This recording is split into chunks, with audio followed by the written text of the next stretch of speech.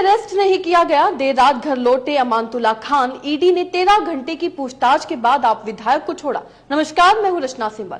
2024 चुनाव का सबसे बड़ा मुद्दा संविधान और लोकतंत्र बनता जा रहा है। विपक्ष का कहना है कि संविधान को बदलने और लोकतंत्र को खत्म करने का प्रयास बीजेपी कर रही है। दूसरी तरफ मोदी भी अपने भाषणों में कहने लगे हैं कि संविधान बदला नहीं जाएगा, लेकिन क्या लोकतंत्र को सही में खत्म किया जा रहा है? विपक्ष के नेताओं पर ईडी की कार्रवाई रुकने का नाम नहीं ले रही है। चुनाव से पहले, चुनाव शुरू होने के बाद ये सिलसिला जारी है। दिल्ली में आपकी सरकार है, पर आपके तमाम बड़े नेताओं को गिरफ्तार किया जा चुका है और जो भी बचे हैं उन्हें भी अंदर करने की सभी तैयारियां कर ली गई हैं। दरअसल आम आदमी पार्टी के विधायक अमानतुल्लाह खान से ईडी ने कल करीब 13 घंटे तक पूछताछ की। अमानतुल्लाह सुबह 11 बजे ईडी दफ्तर पहुंचे थे। वे देर रात करीब 1 बजे बाहर निकले। ईडी दफ्तर से निकलने के बाद अमानतुल्लाह ने कहा कि मैं सुप्रीम कोर्ट के निर्देश पर आया था। जांच एजेंसी ने पूछताछ की और मेरा बयान दर्ज किया। हालांकि पहले खबर आई थी कि ईडी ने पूछताछ के बाद अमानतुल्लाह को गिरफ्तार कर लिया है।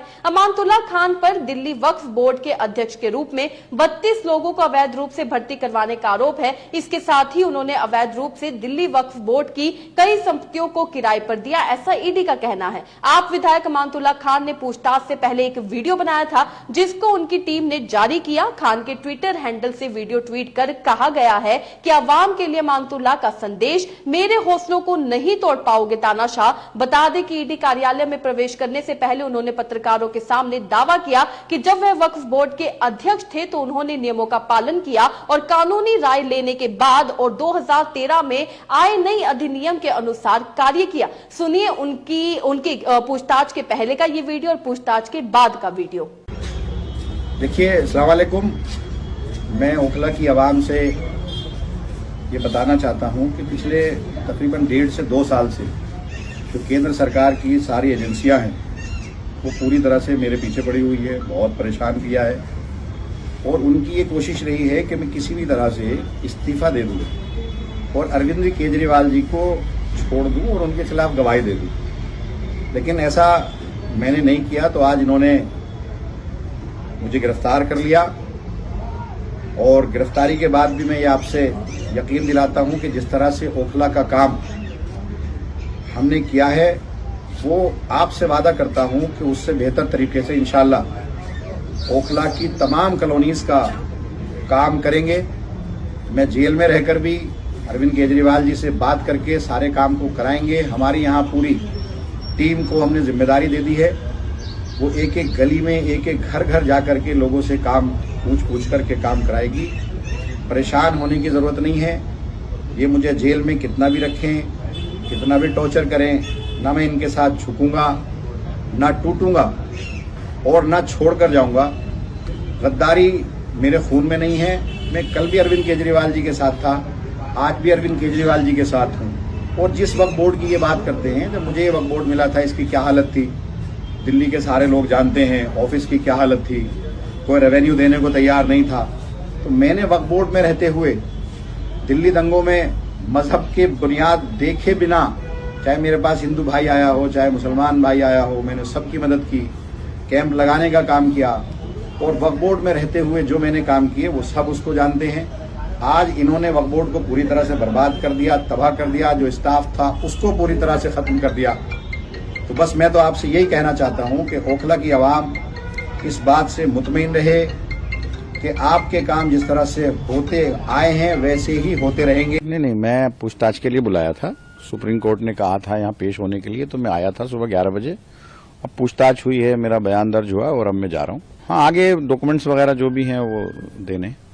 ईडी के पास अमानतुल्लाह के खिलाफ कोई सबूत नहीं, संजय सिंह। आम आदमी पार्टी सांसद संजय सिंह ने कहा कि प्रधानमंत्री मोदी और अमित शाह से साफ शब्दों में कहना चाहता हूं कि उनका ऑपरेशन लोटस दिल्ली में सफल नहीं होगा। आपकी तानाशाही जल्द ही खत्म हो जाएगी। मामला 2016 से चल रहा है। सीबीआई ने चार्जशीट दायर की और अमानतुल्लाह को गिरफ्तार नहीं किया था। उन्होंने कहा कि कोर्ट ने ईडी से कहा है कि उनके पास अमानतुल्लाह खान के खिलाफ कोई भी सबूत नहीं है। यह साजिश दिल्ली सरकार को खत्म करने और पार्टी को तोड़ने के लिए रची गई है। हमारी पार्टी अमानतुल्लाह और उनके परिवार के साथ खड़ी है। सुने संजय सिंह ने क्या कुछ कहा।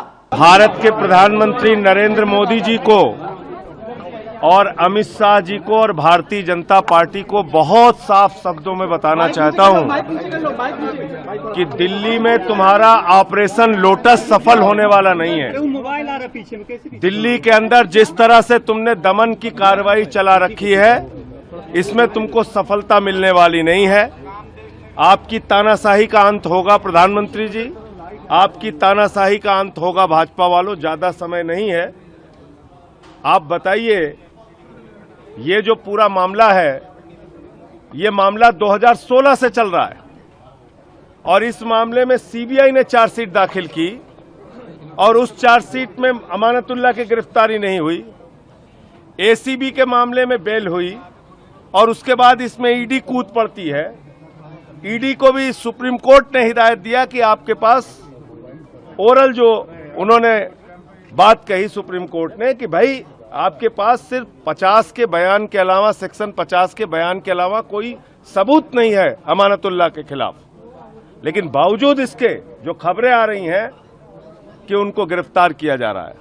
इसके अलावा आप नेता आतिशी ने कहा कि बताया जा रहा है कि अमानतुल्लाह खान को गिरफ्तार कर लिया गया है। यह बिल्कुल झूठा मामला है। ईडी के पास कोई भी सबूत नहीं है। यह आम आदमी पार्टी के खिलाफ एक और साजिश है। बीजेपी और पीएम मोदी को बताना चाहती हूं कि भले ही वो आपके हर सदस्य को गिरफ्तार कर ले, फिर भी दिल्ली के लोग केजरीवाल के साथ खड़े रहेंगे और उन्हें वोट देंगे। पहले भी कहा था कि बीजेपी ईडी है और ईडी ही बीजेपी है। वहीं आम आदमी पार्टी के नेता गोपाल राय ने कहा कि पार्टी के विधायकों को और मंत्रियों को लगातार गिरफ्तार किया जा रहा है। ईडी को इसका हथियार बनाया जा रहा है। पहले भी कहा था कि बीजेपी ईडी है और ईडी ही बीजेपी है। आज ईडी को पूरा देश देख रहा है कि किस तरह से जब पूरे देश में चुनाव आचार संहिता लागू है, निर्वाचित प्रतिनिधियों को चुनाव प्रचार करने और निर्वाचित होने से रोका जा रहा है। बीजेपी जानती है कि वो हारने वाली है और इसलिए बौखलाई है। बीजेपी ईडी है और ईडी ही बीजेपी है।